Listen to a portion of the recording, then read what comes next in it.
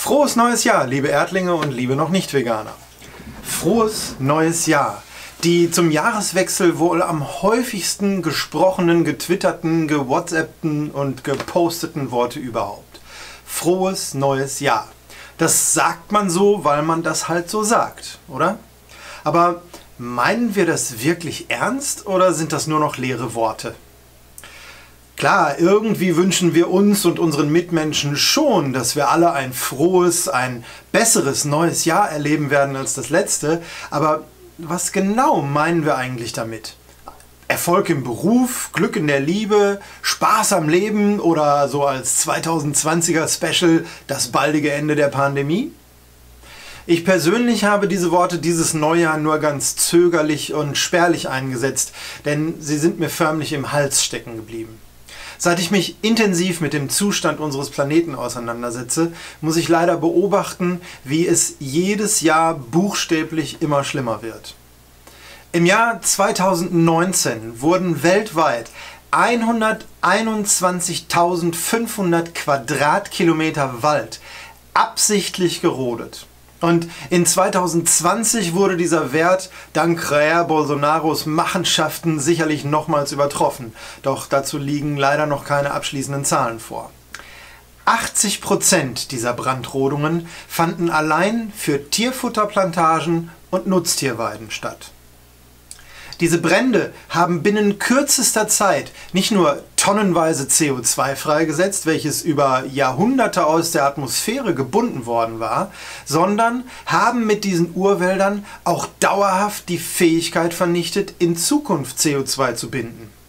Der Ruß dieser Brände legt sich wie ein schwarzer Schleier über die entfernten Eisflächen an den Polen, verringert ihre Fähigkeit, Sonnenlicht zu reflektieren und beschleunigt so die Eisschmelze. Die Düngemittel, die wir auf den gerodeten Flächen für Tierfutter einsetzen, setzen Lachgas frei, ein Treibhausgas, das die Erde 256 Mal stärker aufheizt als CO2. Und die Rinderherden, die auf den gerodeten Flächen weiden und in aller Welt in der Massentierhaltung mit dem angebauten Tierfutter gemästet werden, emittieren Methan, welches die Erde in den nächsten 10 Jahren 120 Mal stärker aufheizt als CO2. Hinzu kommen die CO2-Emissionen der Rodungsmaschinen, der Pestizidflugzeuge, der Erntemaschinen, der Futtermittelfrachter, der Beheizung oder Kühlung von Ställen, der Tiertransporter und der Energie, die in Schlachthäusern und in der Kühlkette bis zum Endverbraucher verbraucht wird. Und das alles nur für Fleisch, Milch und Eier. Denn für eine rein pflanzliche Ernährung der Menschheit bräuchten wir viel weniger Fläche und dementsprechend viel weniger Dünger und keine weiteren Brandrodungen. Im Gegenteil, wir könnten sogar eine Fläche in der Größe Afrikas freigeben, um dort wieder CO2-Senken aufzuforsten. Außerdem emittieren pflanzliche Nahrungsmittel nur einen Bruchteil an Treibhausgasen. Und wir wissen doch, dass wir dringend unsere Treibhausgasemissionen reduzieren müssen, um die globale Erhitzung abzubremsen.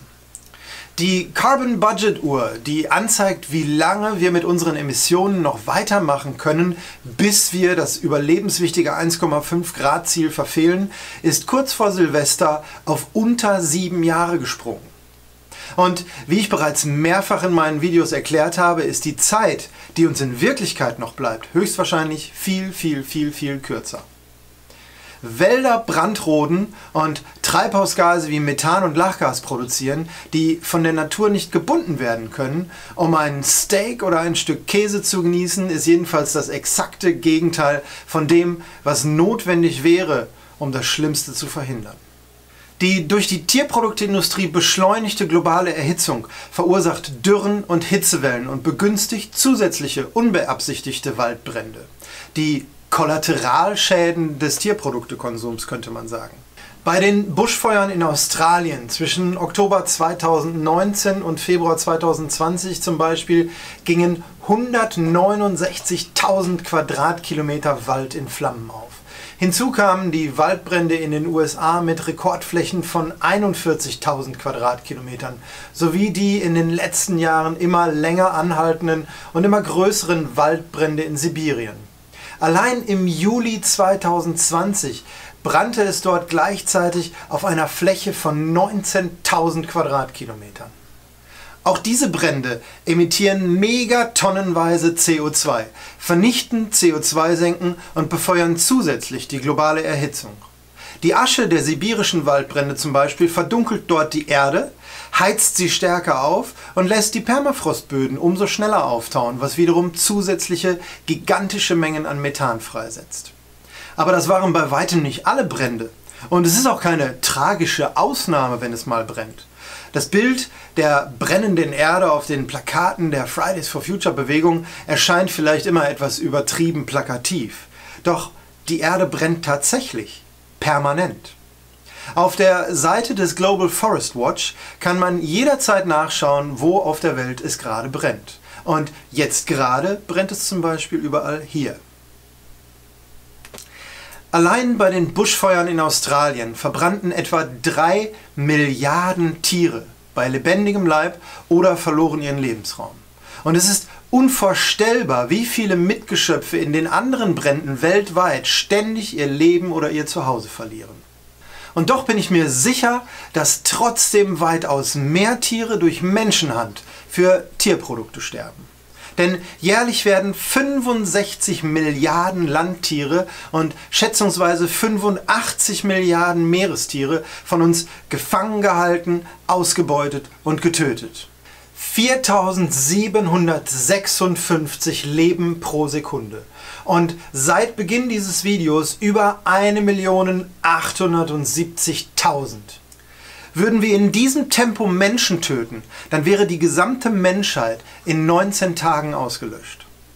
2019 schon schlug der Internationale Biodiversitätsrat Alarm, dass 1 Million Tier- und Pflanzenarten vom Aussterben bedroht sind und das Netz der Artenvielfalt, wie sie es nennen, kurz davor ist zu reißen.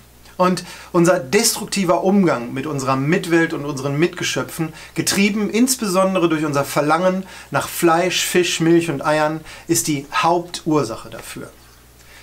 Damit zerstören wir das Gleichgewicht unseres Ökosystems, beschleunigen die globale Erhitzung und sprengen zahlreiche planetare Belastungsgrenzen. Wir essen uns förmlich unsere Lebensgrundlagen weg.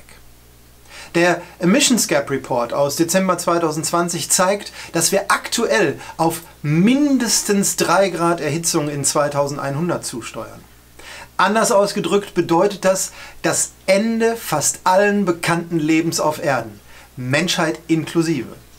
Was haben wir also von Erfolg im Beruf, Glück in der Liebe oder Spaß am Leben, wenn um uns herum unsere Lebensgrundlagen kollabieren? Wenn wir auf dem besten Weg sind, auszusterben. Wenn wir mal wirklich die Augen aufmachen für das große Ganze, dann sehen wir in beängstigender Geschwindigkeit den Weltuntergang auf uns zurasen. So schnell, dass unsere Kinder garantiert und Menschen unter 60 Jahren höchstwahrscheinlich live miterleben, wie unsere Zivilisation an Umweltkatastrophen, Hungersnöten und Kriegen zusammenbrechen wird. Meinen wir wirklich, dass alles wird von alleine besser, nur weil wir uns ein frohes neues Jahr wünschen? Und wie soll es besser werden, wenn wir alle weiterhin genau das tun, was uns überhaupt erst an diesen Punkt gebracht hat? Selbst ein Ende der Pandemie wäre nur ein kurzer Lichtblick, züchten wir in den Ställen der Massentierhaltung doch bereits die nächste. Albert Einstein sagte sehr treffend dazu, die reinste Form des Wahnsinns ist es, alles beim Alten zu belassen und gleichzeitig zu hoffen, dass sich etwas ändert. Wenn wir uns wirklich ein frohes neues Jahr wünschen, dann müssen wir dafür auch etwas tun. Wir müssen es besser machen als bisher. Und das bedeutet, wir müssen uns verändern. Wir alle, auch du.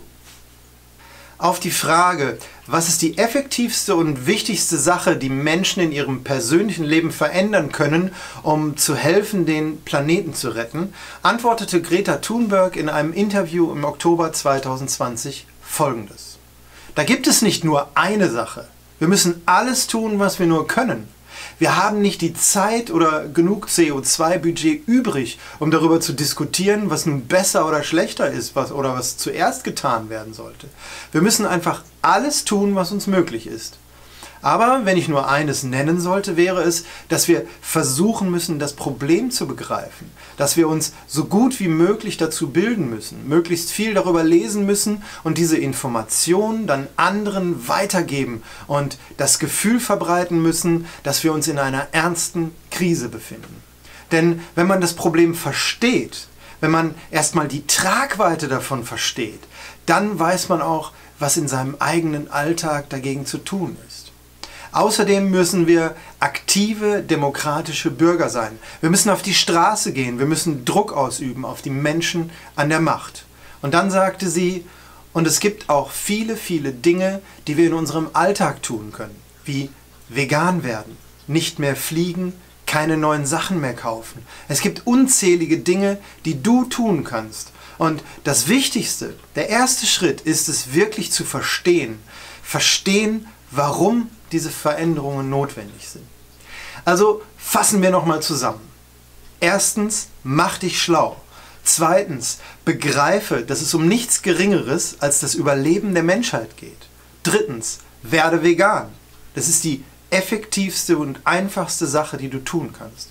Viertens, verzichte auf Flugreisen oder Kreuzfahrten. Nichts leichter als das. Fünftens, minimiere deinen Konsum, egal ob Waren, Ressourcen oder Energie.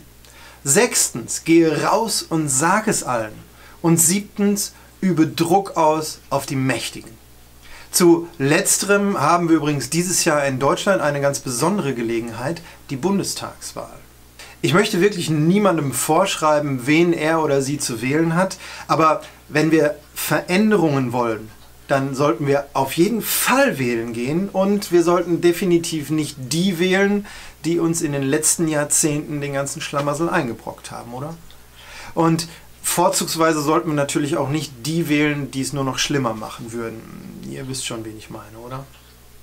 Wenn wir das alles beherzigen und alle zusammen mit anpacken bei diesem ultimativen Projekt Überleben der Menschheit, dann wird es vielleicht wirklich ein frohes neues Jahr.